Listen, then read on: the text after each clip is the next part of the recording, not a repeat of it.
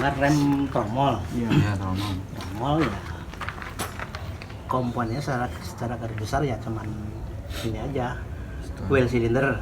Ya sebutannya apalah, mungkin beda kalau di sekolah. Tapi juga ada piston gitu. Nah, piston boleh. Piston biasanya sih kalau di saya nyebut apa di toko spare part tuh wheel cylinder. Wheel cylinder, terus kampas rem, brake pad, brake pad, sama pegas-pegas lah buat baliknya kampas, terus pengkunci, dan ini setelannya otomatis. Kalau di tahun-tahun tua kan biasanya manual. Ada yang kalau yang di itu apa, Pak? Kan ada tuh yang model-model yang kayak gigi gitu. Sama itu setelan juga, cuman kan dia manual. Iya. Kalau ini kan otomatis, jadi dia ngikutin pergerakan kampas ya. Kalau kampas semakin aus, semakin tipis, nanti dia akan mendekati tromol. Jadi nggak terlalu jauh jarak main antara kampas ke tromolnya gitu. Ini setelannya otomatis. Kalau tahun-tahun tua rata-rata masih manual. Ada juga yang tahun muda manual kayak Innova, itu kan masih manual, dia harus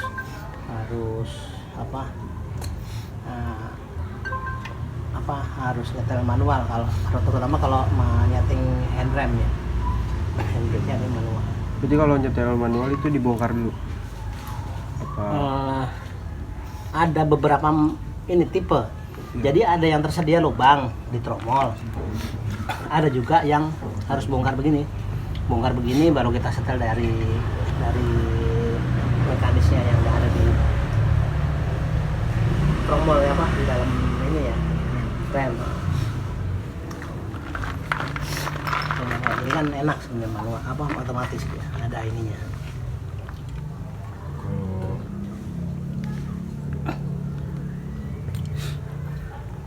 Kalau yang model-model begini sih, yang kalau buat perawatan ya berkala itu sebenarnya yang perlu diperhatiin penggantian minyak rem, karena minyak rem kalau udah terlalu lama dia akan menjadi kayak lumpur ya, dan akan bocor, bikin kotor di sini di dalam wheel cylinder.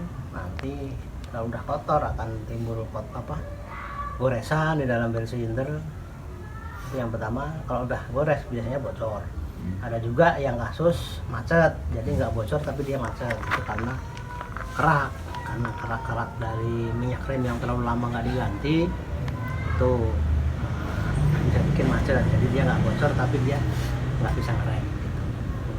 Jadi kalau itu sistem berkala, servis berkala. Servis berkala, biasanya patokannya kilometer. Itu kilometer berapa, Pak?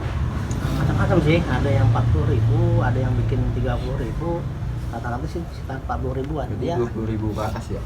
Gitu, sebagusnya diganti minyak remnya. Karena minyak rem kan semakin lama juga kandungan airnya makin besar, dia kemampuan buat pengeremannya jadi kurang. Ya kalau udah kandungan airnya banyak dia jelek, harus segera diganti.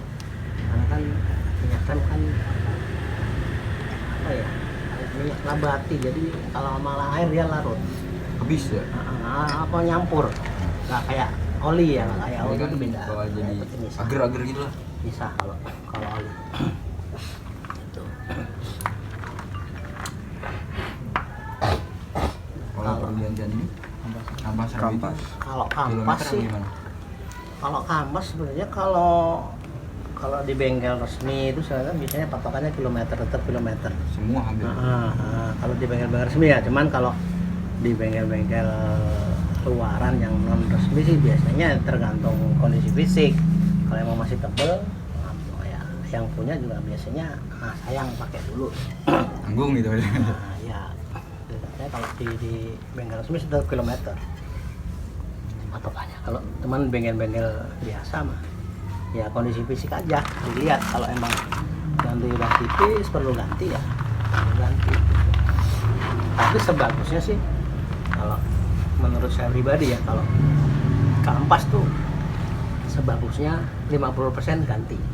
Karena apa? nanti kalau udah 50% ke bawah, ini otomatis kan piston itu pergerakannya akan semakin keluar, terutama rem cakram itu rawan. Yang depan kan rata-rata cakram. Itu kalau pistonnya udah terlalu keluar nanti, apalagi kalau karet bootnya sobek pokoknya intinya bocor lah, dia akan gampang kemasukan air, kemasukan debu, nantinya piston itu akan berkarat, timbul macet, bocor atau segala macam. Jadi biaya perbaikannya akan lebih gede. Mendingan secara berkala, kalau emang sudah 50% tuh Ganti. kalau saya pribadi ya itu mending diganti. Karena kan nanti kalau udah diganti piston akan masuk lagi, aman lagi, dia nggak gampang berkarat gitu. Gitu. Dan akan lebih safety lah, terutama ini kan buat pengereman. Kalau misalnya itu yang tiba-tiba kayak ngeblong, itu efeknya apa, Pak? Ngeblong ya, kalau ngeblong kan bisa jadi seperti yang tadi saya bilang kan, kemampuan minyak rem bisa juga.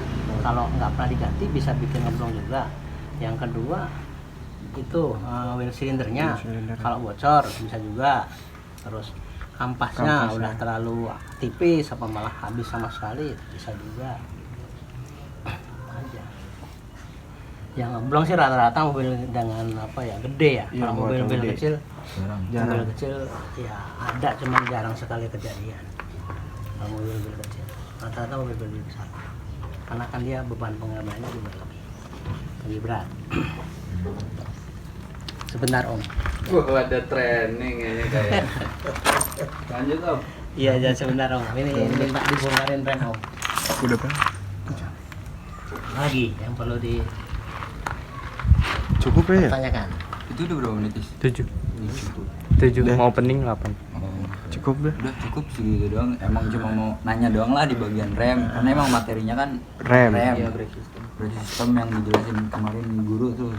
Itu cuma ya Ini penjelasan. kan tromol, kalau mau cakram sebenarnya cuman Di depan. belum saya bongkar. Ya intinya sama aja lah, lebih simpel cakram sebenarnya. Dari segi perawatan, terus masalahnya lebih minim cakram.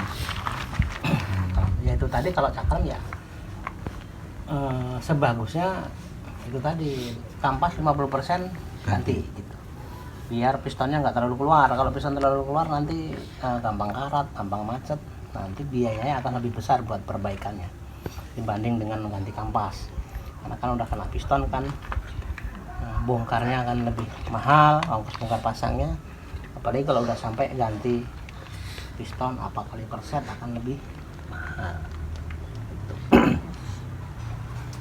Ya intinya perawatan terutama di pengereman kan, safety ya, itu wajib diperhatikan.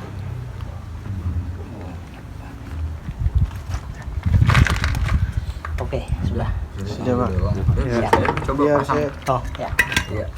Nanti kalau ini kan sering select ya. Iya. Kalau emang nanti nggak dapat torsinya, di ntar tadi. Oh, ntar saya tanya aja.